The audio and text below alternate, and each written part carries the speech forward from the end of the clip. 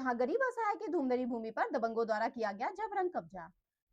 खबर के बारे में विस्तार से जानेंगे, उससे पहले लेंगे एक छोटा सा ब्रेक। ब्रेक के बाद जल्द हाजिर हो। खुशखबरी खुशखबरी खुशखबरी, बेरोजगारों के लिए खुशखबरी।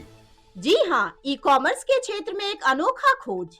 Fast store. घर बैठे फोन घुमाकर लखपति करोड़पति बने। ना सुना ना सुनेंगे, सपना नहीं हकीकत है।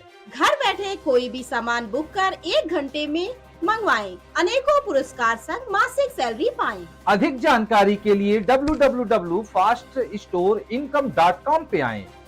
ब्रेक के बाद आप सभी का स्वागत है। खबर यूपी के प्रयागराज से, जहां हंडिया थाना अंतर्गत सरायपीठा के राज बहादुर विश्वकर्मा पुत्र सत्यदेव विश्वकर्मा का आरोप है कि विपक्षी हरिश्चंद्र व हरिनंद व सुरेश चंद्र विश्वकर्मा पुत्रगण सत्यदेव विश्वकर्मा द्वारा आज हमारी भूमधरी भूमि पर जबरन कब्जा किया गया।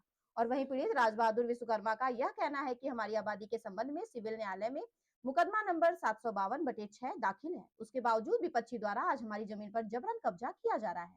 और वहीं जब पीड़ित राज बहादुर विश्वकर्मा व उनकी लड़कियों ने रोकने का प्रयास किया तो विपक्षियों ने भद्दी भद्दी गालियां देते हुए मारने लगे, जिसमें काफी चोटें उन्हें आई है और कहा कि यहाँ से भाग जाओ, नहीं तो ठीक नहीं होगा।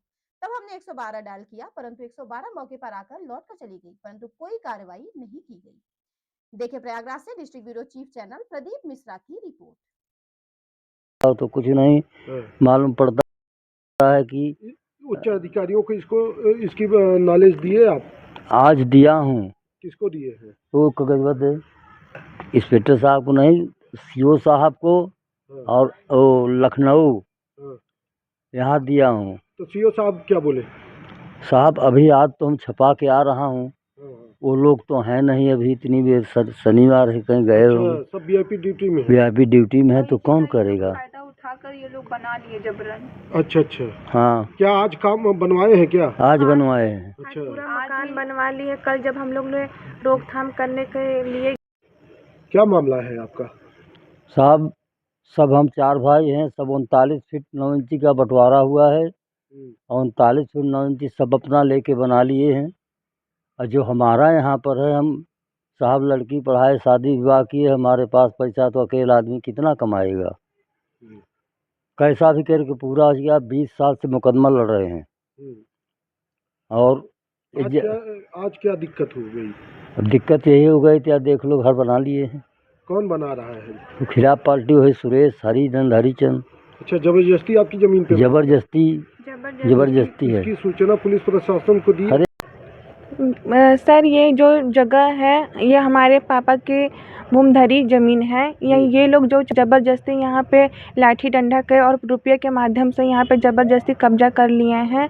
आए दिन लड़ाई झगड़ा करते रहते, मार दंगा करते, गाली भद्दी देते हैं। कल भी ये लोग दीवार फोड़ कर वहाँ पे दरवाज़ा का निर्माण कर रहे थे। जब हमारी बहन उसको रोकने के लिए गई तो ये लोग एकाएक मतलब कि कहते हैं ना कि अगर लड़कियों को छू रहे हैं तो मतलब कि एक दूसरा अंदाज़ा रहता है ना, पर एक अश्लीलता ढंग से गिरा कर उसके ऊपर चढ़ बैठे सब। और जब बीच बचाव करने के लिए बच्चे लोग भी भागे तो बच्चे लोग को भी गिरा के मारा गया। तो इसकी सूचना थाने पे हम थाने में दिए थे, थाने में रिपोर्ट भी लिखाए थे, सारी बात रखा गया था, पर हमारे जो रिपोर्ट हम लिखवाए थे उसको दबा दिया गया। उसका कोई बात ही चर्चा नहीं हुआ। वो लोग जो बोल रहे हैं उनकी बातों को ढंग से सुना जा रहा है, हम लोग जो कि हमारी बातों को काट दिया जा रहा है। जो सर अगर 22 साल से जिस ज़मीन का अगर मुकदमा चल रहा है तो बताइए हम तत्काल में उसका स्टे और ऑर्डर कहाँ से लेकर आएंगे देने के लिए। अरे मेरे पिता की भूमधरी ज़मीन है। मेरे पिताजी 4 भाई हैं। मेरे पिताजी के दादाजी के नाम सत्यदेव हैं, जिनके 4 पुत्र थे और 3 पुत्र हरिश्चंद्र, हरिनंद और सुरेश। ये तीनों ने अपना कब्जा कर लिया है, अपना ज़मीन, अपना घर बना लिया है। जो शेष हमारे पिताजी का ज़मीन भूमधरी बचा था तो उसमें पापा ने निर्माण कार्य नहीं करा पाया क्योंकि वो गरीब थे, उनकी बेटियां थी, पढ़ाई लिखाई थी, वो उसी में बिजी थे, इसलिए वो घर का निर्माण नहीं कर पाए। और आए दिन इन लोगों की बुरी नीयत थी कि ये जबरन हम लोगों का ज़मीन पे कब्जा कर ले, क्योंकि हमारे पिताजी को कोई बेटा नहीं था। इसका नाजायज़ फ़ायदा उठाते हुए कि बेटियां हैं क्या कर लेंगी, इसी का ये लोग लाभ उठाते हुए ये लोग पूरा आज कब्जा कर लिए हैं हमारी भूमिधरी ज़मीन पे, वो भी जबरन।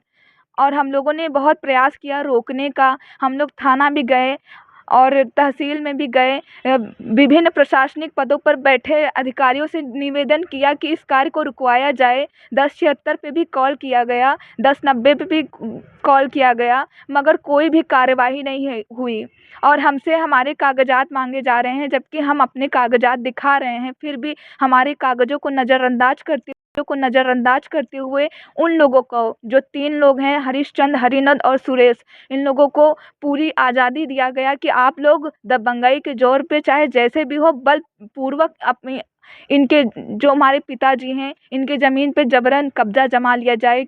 और उन लोगों ने वही किया। 100 लेबर मजदूरों के साथ मिलकर इन्होंने आज तत्काल में इन्होंने एक घर का निर्माण कर लिया और कब्जाधारी हो गए। अब बताइए हम गरीबों की कौन सुनवाई करेगा? हम बेटियां कहाँ जाएं, किससे गुहार लगाएं? बस आप सबसे यही निवेदन है कि हम लोगों का मदद कीजिए।